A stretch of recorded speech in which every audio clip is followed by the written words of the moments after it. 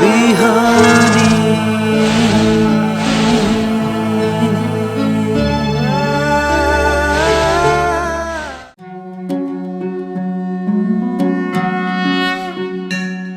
ओम स्वस्ति प्रजाभ्यः परिपालयन्तां न्याय्येन मार्गेण गतं महिषा गोब्राह्मणेभ्यः शुभमस्तु नित्यं लोकाः समस्ताः सुखिनो भवन्तु।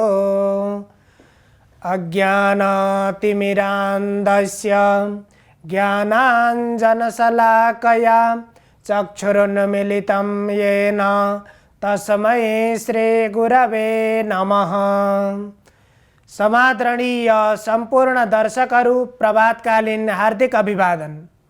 इमेज च्यानल को शुभ बिहानी कार्यक्रम मार्फत हामी उपस्थित भइसकेका छौं। हामीले श्रीमद् भगवत गीता को बारेमा निरन्तर चर्चा परिचर्चा गर्दै आएका छौं।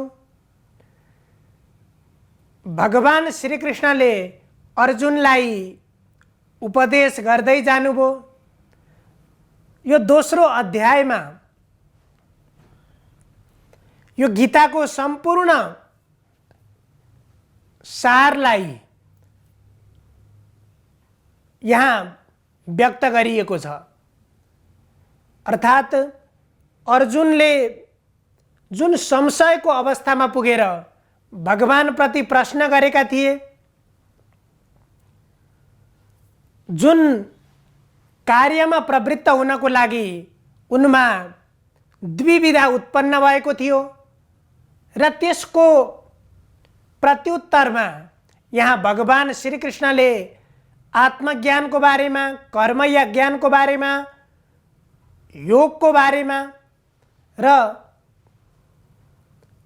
त्यो निरन्तर त्यो क्रमिक रूपले उपदेश गरिसकेपछि अब अन्तिममा आएर भगवानले भन्नुहुन्छ, तिमीले कर्म गर्दाखेरि आफ्नो कर्तव्य कर्म गर्नुपर्दछ र त्यो कर्तव्य कर्म तिम्रो निमित्त धर्म त्यही हुनेछ। त्यसरी गर्दा सबैभन्दा तिमीले आफ्नो कर्मलाई कर्मयोग बनाएर तिमी योगी बनेर तिमीमा समभावको विकास गरेर मात्रै तिमीले मुक्ति प्राप्त गर्दछौ र तिमीमा अहिले जुन ममताको कारणले जुन भावना उत्पन्न भएको छ त्यसबाट तिमी छुटकारा प्राप्त गर्नेछौ भनेर भनिसकेपछि अब अन्त्यमा भगवान श्री कृष्णले भन्नुहुन्छ, अब त्यो तिमी योगी कति बेला बन्छौ, तिमीले त्यो योग कसरी प्राप्त गर्छौ भनेर अब अर्जुनलाई फेरि अन्तिममा भन्नुहुन्छ, श्रुतिभि प्रतिपन्ना ते यदा स्थास्यति निश्चला। अर्जुन त त्यति बेला अर्जुनको मनोभावना श्रुतिभि प्रतिपन्ना अर्थात् कता जाउँ के गरौँ भन्ने खाएको, अर्थात् उनको विचार नै विचलित भएको, उनको विचार उनको चिन्तन त्यति बेला सन्तुलित थिएन, चिन्तन ठीक हुन सकेको थिएन। एक किसिमले भन्ने हो भने अर्जुनलाई अब मैले युद्ध गर्दा ठीक हुने हो कि अथवा म यो युद्धभूमिबाट भागेर बाहिर जाने हो।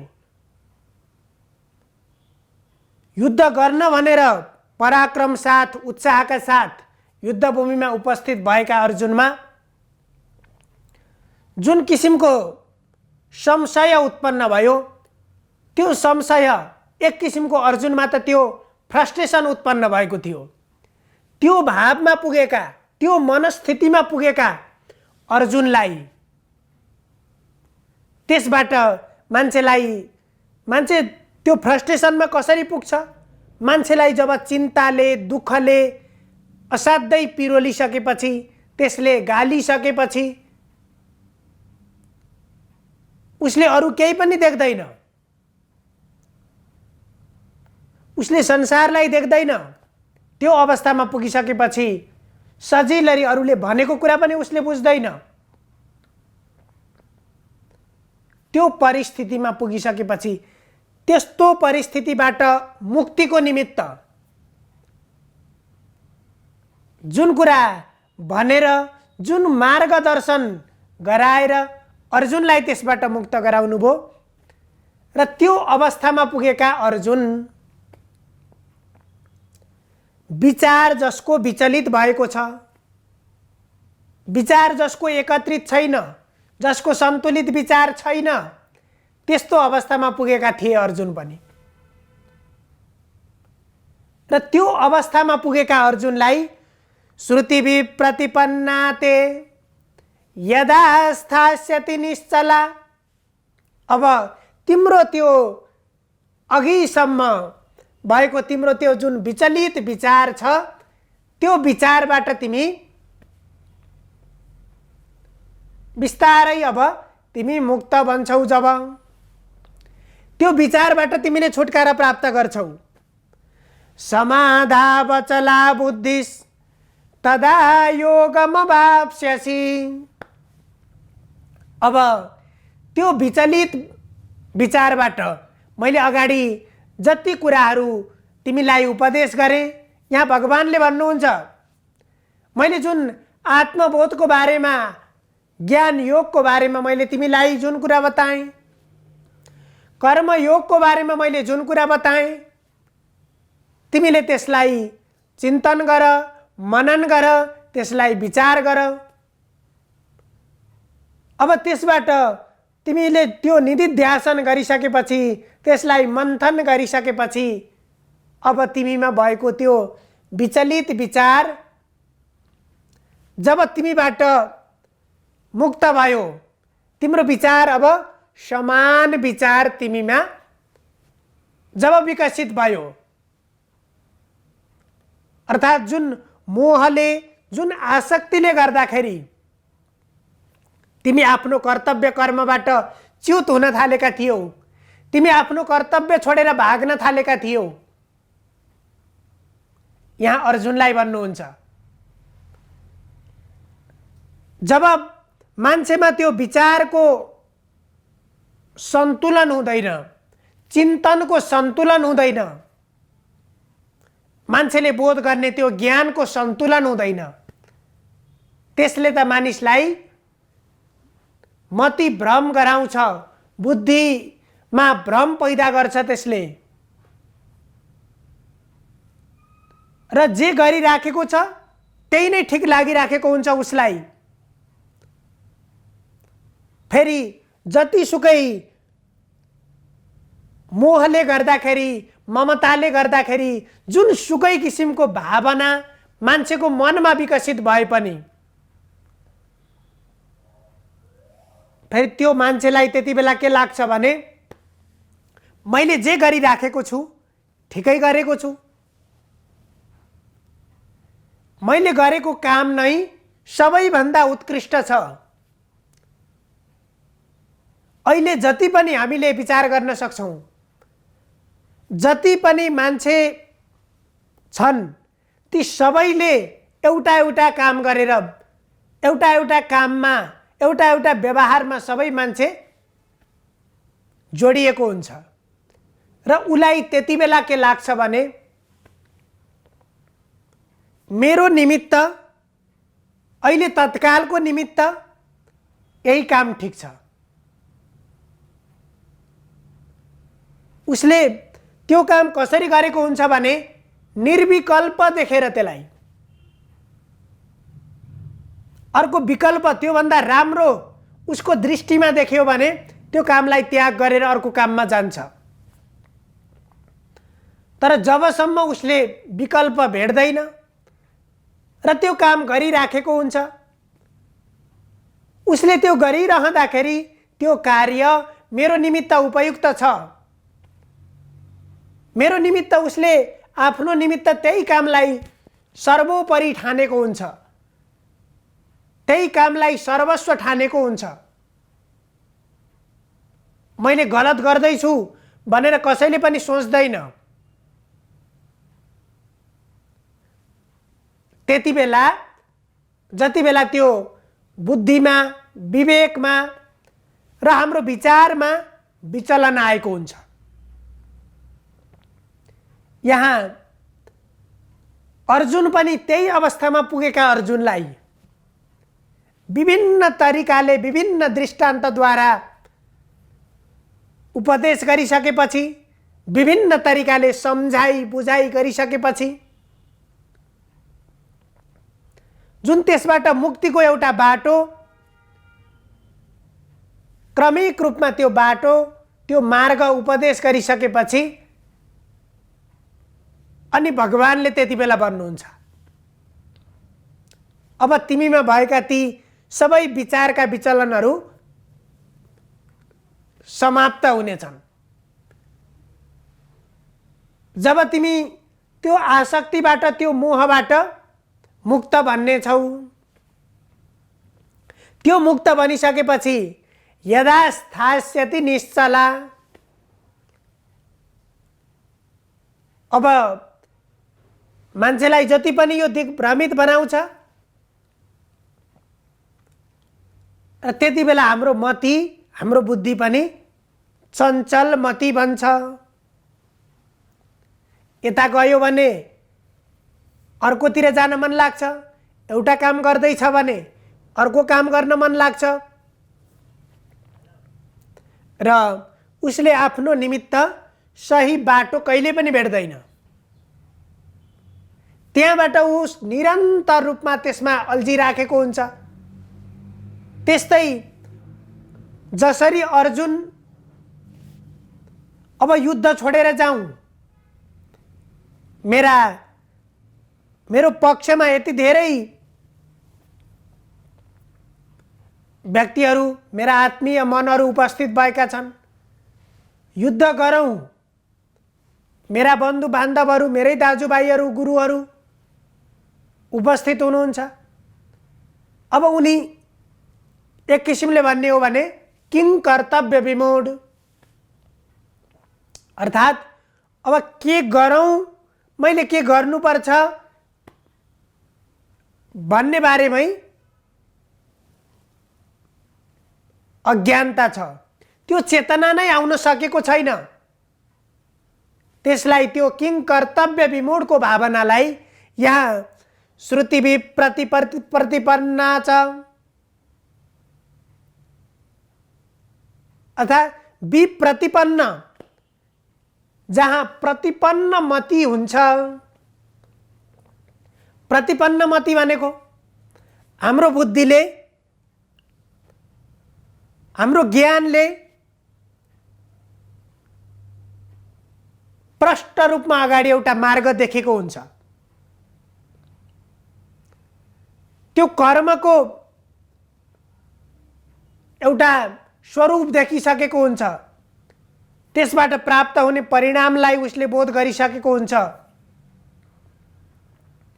र आफ्नो निमित्त त्यो कर्म नै हितकर छ, त्यो कर्म नै उपयुक्त छ भन्ने हाम्रो बुद्धिले स्वीकार गरिसकेको हुन्छ भने जब त्यो हाम्रो मति विप्रतिपन्न हुन्छ, अर्थात् बुद्धि पनि अज्ञानले बेरिएको, अज्ञानले घेरिएको त्यस्तो बुद्धि हुन्छ। अब भित्र त प्रकाश छ, प्रकाशयुक्त चिजलाई पनि यदि त्यसमा केही विभिन्न पर्दा लगाइदिने हो भने त्यो प्रकाशलाई पनि छेक्न सकिन्छ। एउटा बोलिराखेको बत्तीलाई पनि विभिन्न बार लगाएर हामीले त्यो बत्तीलाई पनि, त्यो प्रकाशलाई छेक्न रोक्न सक्छौँ भने हाम्रो त्यो बुद्धिमा पनि त्यस किसिमको एउटा बुद्धिमा बिर्को लाग्यो भने त्यो त्यस्तै विप्रतिपन्न बन्छ। त्यति बेला यहाँ अर्जुन जुन परिस्थितिमा पुगेका छन् त्यो परिस्थितिलाई पनि विप्रतिपन्नमति, मानवमा श्रेष्ठ ती अर्जुनमा पनि त्यस किसिमको मति उत्पन्न भयो, त्यस किसिमको बुद्धि उनमा विकसित भयो। अब त्यो मतिलाई अर्थात् विचलित बनेको त्यो विचारलाई, एकत्रित हुन नसकेको, धेरैतिर छरिएर रहेको त्यस किसिमको त्यो विचारलाई निश्चला स्थास्यति, जब त्यो विचारलाई तिमीले निश्चल बनाउने छौ, एकत्रित गर्ने छौ, त्यो विप्रतिपन्न मतिलाई तिमीले प्रतिपन्न मति बनाउने छौ। अर्थात् तिमीमा म यो परिस्थितिमा म उपस्थित भएको छु, मेरो निमित्त कर्तव्य कर्म हो यो, म जे को निमित्त उपस्थित भएको छु त्यसमा म अगाडि बढ्नुपर्छ र धर्मको निमित्त म यो कर्मलाई मैले धर्म ठानेर गर्नुपर्छ, यो मेरो कर्तव्य हो भन्ने सोचेर कर्म गर्नुपर्छ भन्ने विचार, त्यहाँ कसको मृत्यु हुन्छ भनेर त्यो शरीरको चिन्ता होइन, कर्तव्यमा प्रवृत्त हुने जुन किसिमको प्रतिपन्न मति जब तिमीमा आउँछ, भगवानले भन्नुहुन्छ, र त्यो प्रतिपन्न मति उपस्थित भइसकेपछि समाधावचला बुद्धिस् तदा योगमवाप्स्यसि। समाधौ अचला बुद्धि, अब त्यो समाधिको अवस्थामा जस्तो त्यो समभाव भनेर हामीले जुन अगाडिका सन्दर्भमा चर्चा गर्यौं, त्यो समदृष्टि भनेर हामीले जुन सन्दर्भको चर्चा गर्यौं, त्यो अवस्था त्यो झट्टै सजिलै सबैलाई त प्राप्त हुँदैन। त्यो प्राप्त गर्नलाई पनि निरन्तरको साधना चाहिन्छ, अभ्यास चाहिन्छ। हाम्रा ऋषि महर्षिहरूले कति कति खोज गरे, कति कति गहन ज्ञान प्राप्त गरे हामीले भन्छौँ, तर ऋषि महर्षिहरूले पनि त्यत्तिकै प्राप्त गरेका छैनन्। कठोर तपस्या, कठोर साधना र लामो निरन्तरको अभ्यासबाट मात्र उनीहरूले त्यो अवस्था प्राप्त गरेका छन्। र जुन समाधिको अवस्थामा पुग्नको लागि विभिन्न साधक योगीहरू, सन्तहरू लामो साधनाद्वारा जुन समाधिको अवस्थामा पुग्छन्, हो त्यो समाधिको अवस्थामा पुगिसकेपछि जुन अचला बुद्धि, त्यति बेला बुद्धि कस्तो हुन्छ? अचल हुन्छ। त्यो बुद्धि धेरैतिर पुग्दैन। त्यति बेलाको त्यो बुद्धिले सत असत छुट्याउन सक्ने हुन्छ। अर्थात् चेतन युक्त त्यो अगाडि लागेको जुन बन्धन थियो, त्यो बन्धनबाट रहित भएको, बन्धनबाट मुक्त बनेको त्यस किसिमको अचल भनेको भ्रमित बुद्धि होइन। एकातिर जाँदाखेरि यो ठीक हो कि जस्तो लाग्ने, अर्कोतिर जाँदाखेरि यो ठीक हो कि जस्तो लाग्ने, अनि कर्म प्रारम्भ गरिसकेको छ, मैले गरिराखेको कर्म ठीक छैन कि भन्ने बुद्धि आउनु, बिचैबाट त्यो कर्म छोड्न मन लाग्नु, यो सबै के हुन्छ? चञ्चल बुद्धिको कारणले, विप्रतिपन्न मतिको कारणले यो हुन्छ भने त्यसबाट मुक्त भएर जुन समाधिको अवस्थामा लामो साधनाबाट प्राप्त गरेको जुन समाधि हुन्छ, त्यो समाधिको अवस्थामा पुग्दाखेरि जुन किसिमको मति, जुन किसिमको अचल बुद्धि हुन्छ, त्यो बुद्धि भइसकेपछि तदा योगमवाप्स्यसि, हे अर्जुन तिमीले पनि त्यसपछि अब तिमीले योग प्राप्त गर्नेछौ। अर्थात् तिमीमा पनि अब, यहाँ भगवान श्रीकृष्णले भन्नुभयो निरन्तर उपदेश गरिसकेपछि अब अन्तिममा आएर अब तिमीमा योग प्राप्त हुन्छ, अर्थात् त्यो समभाव तिमीमा उत्पन्न हुनेछ र तिमी आफ्नो कर्ममा प्रवृत्त बन्नेछौ।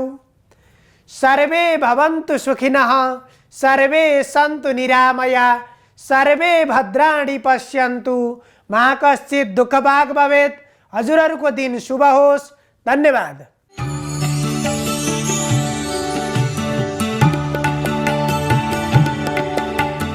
नमस्कार, तपाईको आजमा स्वागत छ।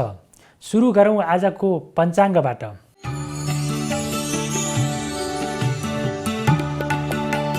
आज मिति 2078 साल पुस 2 गते शुक्रबार, तदनुसार 2021 डिसेम्बर 17 तारिक, नेपाल सम्वत 1142, राक्षस नामक संवत्सर, सूर्य दक्षिणायन, हेमन्त ऋतु, मङ्सिर शुक्ल चतुर्दशी तिथि, कृतिका नक्षत्र बिहान 11:25 रहनेछ भने त्यसपछि रोहिणी नक्षत्र सुरु हुनेछ।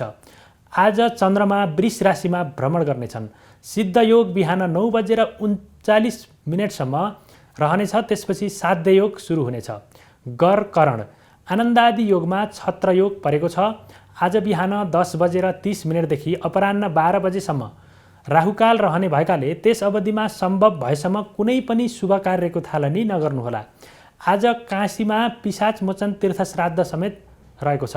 काठमाडौँमा सूर्योदय बिहान 6:49 हुनेछ भने सूर्यास्त साँझ 5:10 हुनेछ। अब लागौँ 12वटा राशिहरूमा ग्रहहरूको प्रभाव आजको दिनमा के कस्तो रहेको छ भन्नेतर्फ। मेष राशि हुनेहरूका लागि आजको दिन केही प्रतिकूल रहेको छ। विशेष गरी आजको दिनमा आर्थिक कारोबारहरू अथवा पैसा लेनदेनमा विशेष सावधानी अपनाउनु होला, किनभने आजको दिनमा यदि तपाईँले कसैलाई पैसा दिनुभयो भने त्यो पैसा फिर्ता हुने सम्भावना अत्यन्तै कम रहेको छ। त्यसै गरी आजको दिनमा कसैसँग ऋण लिएर केही नयाँ लगानी गर्नुभयो भने पनि त्यसबाट सकारात्मक भन्दा नकारात्मक प्रतिफल र अथवा नोक्सानीको अवस्था झेल्नुपर्ने हुनाले आर्थिक कारोबारको क्षेत्रमा आजको दिनमा संलग्न नहुनु बेस हुने देखिन्छ। त्यसै गरी आजको दिनमा खानपानमा विशेष सजगता अपनाउनु होला र बोलीमा पनि केही नियन्त्रण गर्नुहोला। आज सकेसम्म मौन बस्दा नै अत्यन्तै राम्रो हुने देखिन्छ।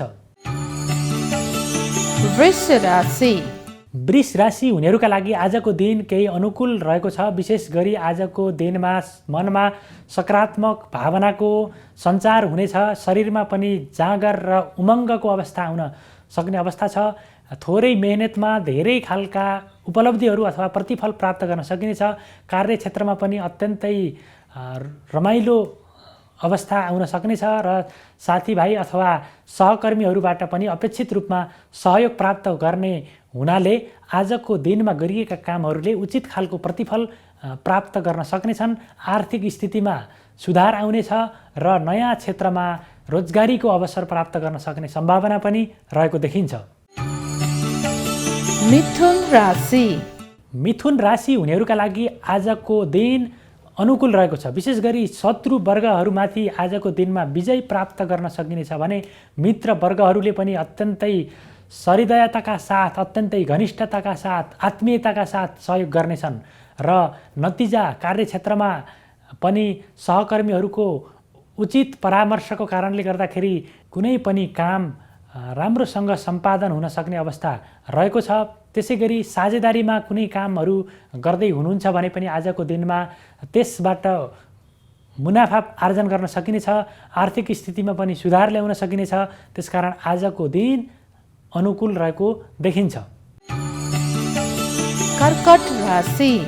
कर्कट राशि हुनेहरूका लागि आजको दिनमा व्यापार व्यवसायमा संलग्न हुनेहरूका लागि आजको दिनमा केही असहजताको अवस्था रहेको छ। विशेष गरी नयाँ क्षेत्रमा लगानी गर्दै हुनुहुन्छ भने पनि आजको दिनमा केही धैर्यता गरेर अर्को अनुकूल दिनको लागि त्यो लगानी लगाउनु भयो भने पक्कै पनि त्यसबाट सकारात्मक प्रतिफल प्राप्त गर्न सक्नुहुनेछ। त्यसै गरी आजको दिनमा सन्तानका क्रियाकलापले मनमा केही असन्तोषको उत्पन्न गर्न सक्छ। तथापि आजको दिनमा नयाँ ज्ञान प्राप्ति र अध्ययन अध्यापनको क्षेत्र भने अत्यन्तै अनुकूल र शुभ फल प्रदायक रहेको देखिन्छ। सिंह राशि। सिंह राशि हुनेहरूका लागि आजको दिनमा लामो समयदेखि अवरुद्ध रहेका कामहरू पनि सुचारू हुनेछन् र कार्यक्षेत्रका कुरा गर्ने हो भने आजको दिनमा थोरै लगानी थोरै मेहनतबाट पनि उचित र अनपेक्षित रूपमा प्रतिफल प्राप्त गर्न सकिने खालको अवस्था रहेको छ। धार्मिक क्षेत्र तथा पुण्य परोपकारका लगायतका क्षेत्रहरूमा गरिएको लगानीबाट आजको दिनमा भाग्यमा वृद्धि हुनेछ भने मनमा पनि सन्तोष उत्पन्न हुन सक्ने योग रहेको छ। पारिवारिक सहयोग मिल्नेछ र आजको दिनमा राज्य पक्षबाट पनि मान सम्मान प्राप्त गर्ने र पदोन्नति प्राप्त गर्ने सम्भावना पनि आजको दिनमा रहेको छ। कन्या राशि।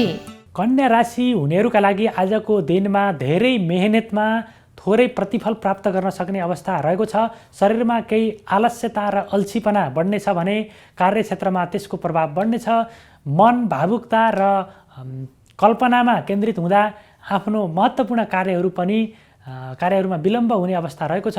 आर्थिक क्षेत्रमा केही गिरावट आउनेछ। व्यापार व्यवसायमा मन्दी हुने अवस्था पनि आजको दिनमा रहेको छ। तुला राशि। तुला राशि हुनेहरूका लागि आजको दिन केही प्रतिकूल रहेको छ। विशेष गरी नयाँ क्षेत्रमा कुनै लगानी गर्दै हुनुहुन्छ भने त्यसबाट तपाईँले नोक्सानीको अवस्था बेहोर्नुपर्ने हुनसक्छ। दीर्घकालीन प्रभावमा पार्न सक्ने कुनै पनि काम आजको दिनमा नगर्दा उचित हुनेछ। त्यसै गरी आजको दिनमा साझेदारी अथवा पार्टनरसिपमा गरिएका कामहरूले पनि अपेक्षित रूपमा प्रतिफल दिन सक्ने छैनन् र अनावश्यक तथा अनुपलब्धिमूलक अनुत्पादक क्षेत्रमा धनको खर्च हुने योग रहेको छ। आर्थिक पक्ष कमजोर हुने र एकातिर धनको अत्याधिक खर्च हुने हुँदाले आजको दिनमा बजेटमा केही असन्तुलन आउन सक्छ। आर्थिक सङ्कटको स्थिति पनि सामना गर्नुपर्ने हुन सक्छ। वृश्चिक राशि। वृश्चिक राशि हुनेहरूका लागि आजको दिन केही कष्टकर रहेको छ। स्वास्थ्यको क्षेत्रमा केही प्रतिकूलताहरू उत्पन्न हुन सक्छन् भने अध्ययन अध्यापनको क्षेत्रमा पनि गिरावट आउन सक्छ। पारिवारिक वातावरण अत्यन्तै तनावग्रस्त र विवादयुक्त हुने देखिन्छ। त्यसै गरी आजको दिनमा साथीभाइहरूबाट पनि उचित सहयोग प्राप्त गर्न नसकिने अवस्था रहेको छ र आर्थिक क्षेत्र पनि अत्यन्तै दुर्बल हुने हुनाले आर्थिक सङ्कटको स्थिति पनि आजको दिनमा सामना गर्नुपर्ने सम्भावना रहेको छ। धनु राशि। धनु राशि हुनेहरूका लागि आजको दिन अनुकूल रहेको छ। विशेष गरी लामो समयदेखि अल्झिएका विवादहरू झैझगडाहरूबाट मुक्ति मिल्ने दिन रहेको छ भने आज नयाँ कामको अवसर आउन सक्नेछ। नयाँ क्षेत्रमा लगानीको सम्भावना बढ्ने देखिन्छ भने कुनै रोजगारीको खोजीमा रहेकाहरूले पनि आजको दिनमा नयाँ रोजगारको अवसर प्राप्त गर्न सक्ने अवस्था रहेको छ। व्यापार व्यवसायमा पनि आजको दिनमा वृद्धि हुनेछ। विशेष गरी कृषिजन्य क्षेत्र, पशुपालनको क्षेत्र, भूमि सम्बन्धी कारोबार, जग्गा जमिन सम्बन्धी कारोबारमा संलग्न हुनेहरूले आजको दिनमा विशेष खालको लाभ प्राप्त गर्न सक्ने अवस्था रहेको छ। मकर राशि। मकर राशि हुनेहरूका लागि आजको दिन मध्यम खालको रहेको छ। विशेष गरी आर्थिक क्षेत्रमा केही गिरावट आउन सक्ने, व्यापार व्यवसायमा मन्दी हुन सक्ने अवस्था रहेको छ भने कार्यक्षेत्रका कुरा गर्ने हो भने लामो समयदेखि रोकिएको कार्य भने आजको दिनमा सिद्धि हुने योग रहेको छ। आजको दिनमा विशेष गरी परोपकार, दान पुण्य तथा धार्मिक क्षेत्रहरूमा कुनै लगानी गर्नुभयो भने त्यसले चाहिँ भाग्यमा वृद्धि गराउँछ र तपाईँका रोकिएका कामहरू पनि आजको दिनमा सम्पादन हुन सघाउ पुग्ने देखिन्छ। त्यसै गरी आजको दिनमा बोलीको कारणले गर्दाखेरि अत्यन्तै सकारात्मक ऊर्जा अथवा प्रभाव पर्ने देखिन्छ र बोलीको कारणले गर्दाखेरि महत्त्वपूर्ण कार्यहरू सिद्धि हुन सक्ने अवस्था पनि रहेको देखिन्छ। कुम्भ राशि। कुम्भ राशि हुनेहरूका लागि आजको दिनमा भूमि, भवन र वाहनबाट अत्याधिक लाभ प्राप्त गर्न सक्ने सम्भावना रहेको छ। विशेष गरी सामाजिक क्षेत्रहरूमा तथा राजनीतिक क्षेत्रहरूमा संलग्न हुने व्यक्तिहरूले आजको दिनमा इज्जत प्रतिष्ठा र समाजमा आफ्नो प्रभुत्वलाई कायम गर्न सक्नेछन् र आर्थिक क्षेत्रहरूमा पनि अत्यन्तै वृद्धि हुने खालको योग रहेको छ। त्यसै गरी इष्टमित्रहरूबाट पनि उचित रूपमा सहयोग प्राप्त गर्ने अवस्था रहेको छ। तथापि आजको दिनमा स्वास्थ्यमा भने केही कमजोरी अथवा गिरावट आउन सक्ने अस्वस्थताको स्थिति पनि सामना गर्नुपर्ने अवस्था त्यस्तो सम्भावना देखिन्छ। मीन राशि। मीन राशि हुनेहरूका लागि आजको दिन अनुकूल रहेको देखिन्छ। विशेष गरी शरीरमा अत्यन्तै सकारात्मक ऊर्जा प्रवाह हुनेछ। मनमा पनि सकारात्मक चिन्तनको उदय हुने देखिन्छ भने काम गर्ने हौसला, प्रेरणा र जाँगरमा पनि वृद्धि हुने देखिन्छ। कुनै पनि काम गर्दा आजको दिनमा अत्यन्तै मन लगाएर गर्ने सम्भावना रहेको हुनाले त्यो आजको कुनै पनि काम चाहिँ सफलताका साथ पुरा हुन सक्ने, सम्पन्न हुन सक्ने अवस्था रहेको छ। आर्थिक क्षेत्रमा पनि आजको दिनमा नयाँ लगानीहरू गर्ने सम्भावना अथवा त्यस्ता अवसरहरू प्राप्त हुन सक्छन्। व्ययभार पनि अत्यन्तै नियन्त्रणको अवस्थामा रहेको छ।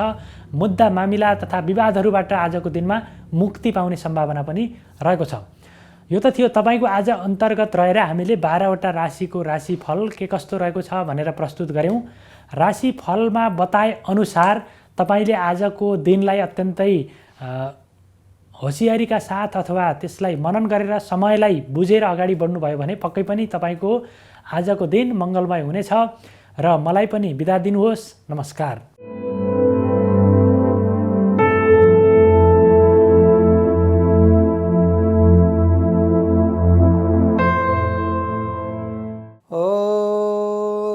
ध्येयं सदा परिभवग्नमभीष्टदोहं तीर्थास्पदं शिवविरिञ्चिनुतं शरण्यं वृत्यार्तिहं प्रपालभवाब्धिपोतं वन्दे महापुरुषते चरणारविन्दं।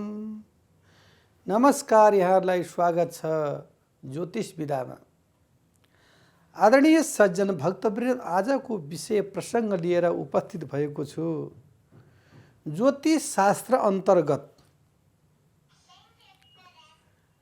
घर बनाउँदाखेरि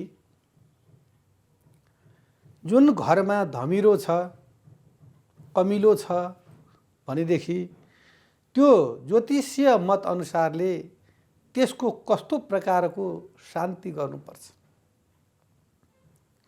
जसरी माटोहरूको विषयमा रवि शुक्रत शीतः च भौम राहु शनिश्चर,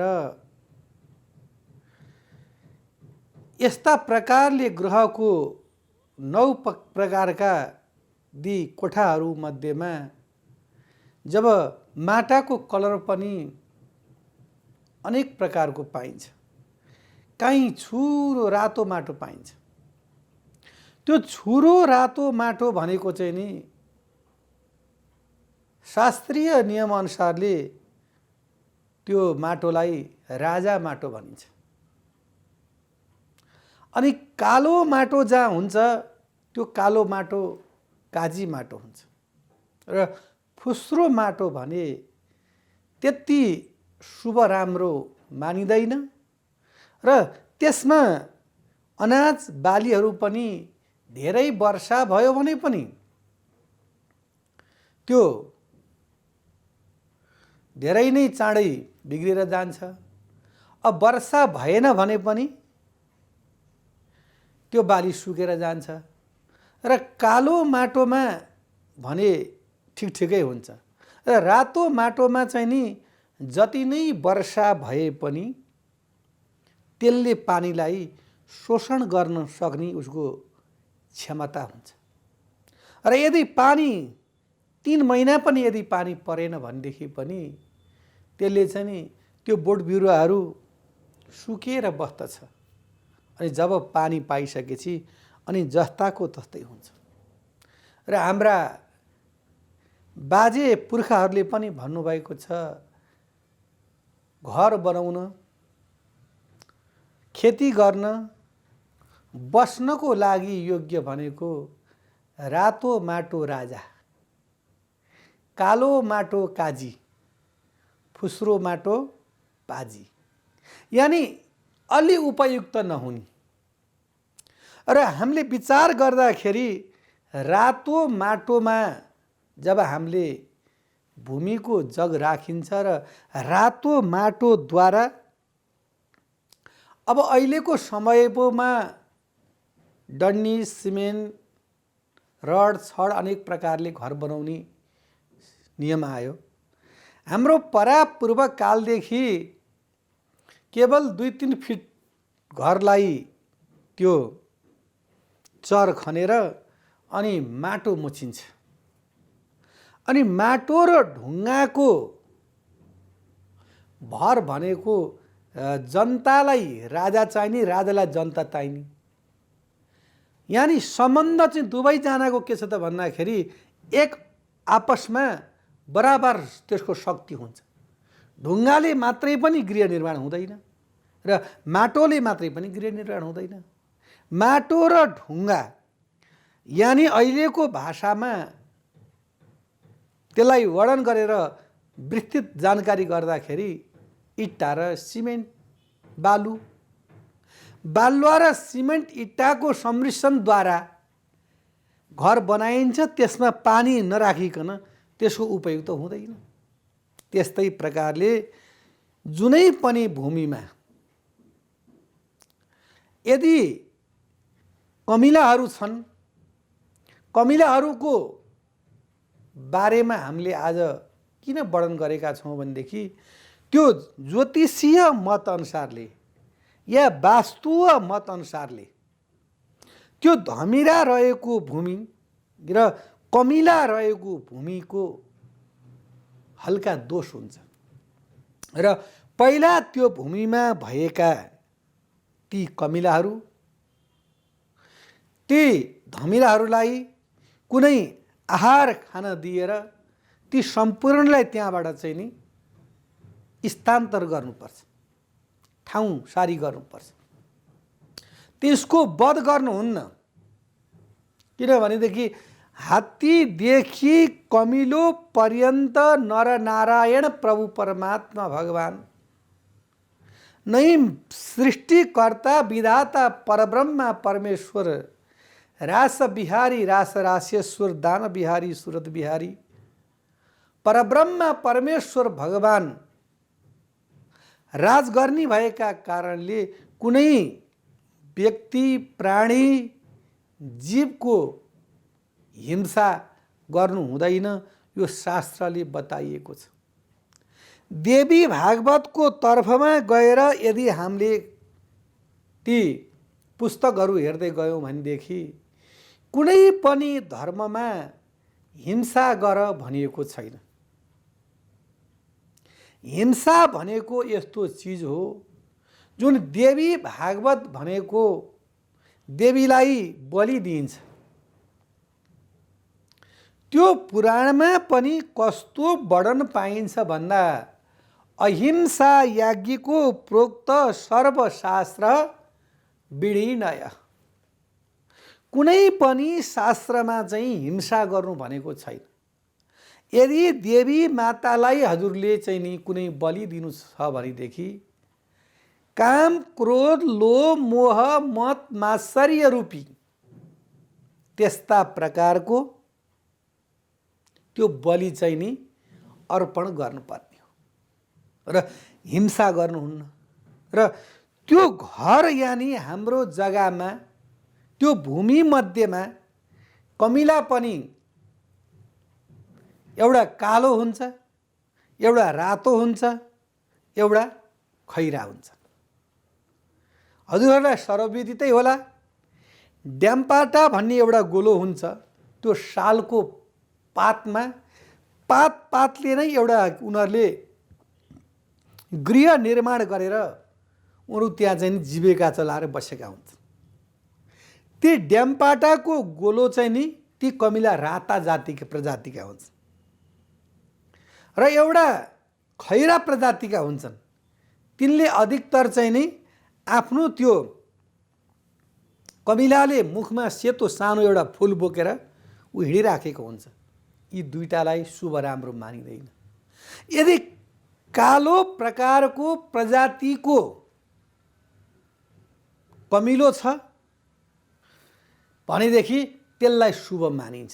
त्यस्तो स्थानमा गृह निर्माण गर्नाले वास्तु प्लस ज्योतिषीय मतमा शुभ राम्रो सङ्केत मानिन्छ।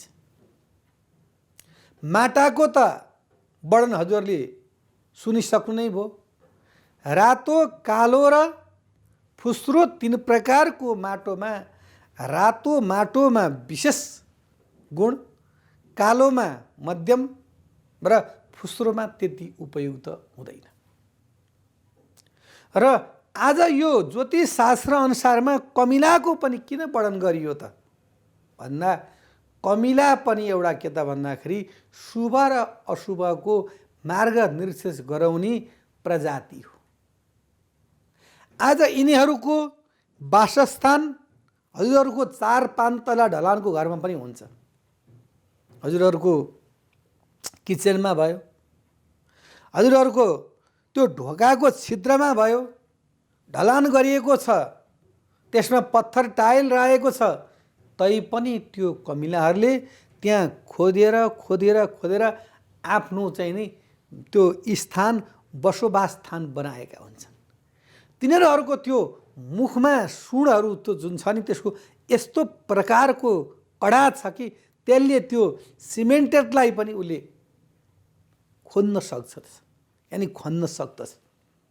र त्यस्तो यदि कमिला भएको भूमि छ र यदि ती कमिला पनि यति अशुभ खालका छन् भने तिनीहरूले चाहिँ नि के गर्दा रहेछन् त भन्दाखेरि हामीलाई शुभ फल दिने रहेनछन्। त्यस कारणले हामी भूमि कस्तो ठाउँमा बनाउँदैछौँ, हाम्रो भूमिको दर्जा कस्तो प्रकारको छ, यदि सूर्य, चन्द्र, मङ्गल, राहु, शनि कस्तो प्रकारको भूमि छ, आदित्य उलटा भूमौ, यदि सूर्य ग्रहमा कसैले हजुरको माटो लिएर राख्नुहुन्छ घर बनाउनको लागि भने त्यो भूमि चाहिँ अलिकति हल्का ओह्रालो। हजुरहरूको मनमा लाग्ला कि काष्ठमण्डप अन्तर्गत यो चाहिँ नि भक्तपुर, ललितपुर र काष्ठमण्डप त यो हाम्रो चाहिँ एउटा के भन्छ खाल्डो उपत्यकाले सम्म छ। त्यसमा पनि त्यो भूमि काहीँ न काहीँ यदि सूर्यको स्थानमा राखिन्छ भने हल्का चाहिँ नि केही न केही प्रकारको त्यो भूमि रूपमा एकदम गुणमा चाहिँ नि प्लेन मिलेको हुँदैन। यदि घडेरी हजुरको मिलिनै गयो भने पनि जानेवाला त्यो चाहिँ मार्ग चाहिँ अलिकति जाँदाखेरि हल्का उकालो र हजुर आफ्नो त्यो घडेरीबाट तलतिर झर्दाखेरि ओह्रालो हुन्छ। त्यस कारणले ज्योतिषीय शास्त्रमा श्लोकले के भन्छ भन्दाखेरि आदित्य उलटा भूमौ, चन्द्रमा छिरबिरह्यो। यदि चन्द्रमामा हजुरको यदि कसैले ग्रहको गतिलाई स्थापना गरेर राख्नुहुन्छ भनेदेखि त्यो चाहिँ नि छिर्के मिर्के खैरो प्रकारको माटो पर्दछ। रवि शुक्र त यदि हजुरको द्वितीय स्थानमा माटाको निवासमा कसैले यदि प्रश्नकर्ताले राख्नु भनेदेखि त्यो गुरु परेको भूमि त्यसलाई उत्तम बताउनुपर्छ। रवि शुक्र त शीतश्च चन्द्रमाको भूमिमा त्यति घर बनाउन उपयुक्त हुँदैन र त्यस भूमिमा ज्योतिषीय मत अनुसारले खाद्यान्नको भण्डार, औषधिको लागि फ्याक्ट्री, पेय चिजहरूको फ्याक्ट्रीको लागि भने चाहिँ नि त्यो चन्द्रमा परेको भूमि शुभ राम्रो मानिन्छ। र त्यो मङ्गल यदि स्थानमा कुनै प्रश्नकर्ताले माटो राख्नुभयो भनेदेखि मङ्गल भनेको चाहिँ के त भन्दाखेरि त्यसमा रुख बोट बिरुवाहरू त्यो ठाउँमा हुन्छ भनेर हजुरले त्यो प्रश्नकर्तालाई यदि उत्तर दिनु भनेदेखि त्यसमा मिल्दछ। यदि कसैले शनिका स्थानमा माटोमा त्यो प्रश्नकर्ताले शनिको स्थान माटो यदि राख्नुहुन्छ भने त्यो चाहिँ मसान घाट छ है।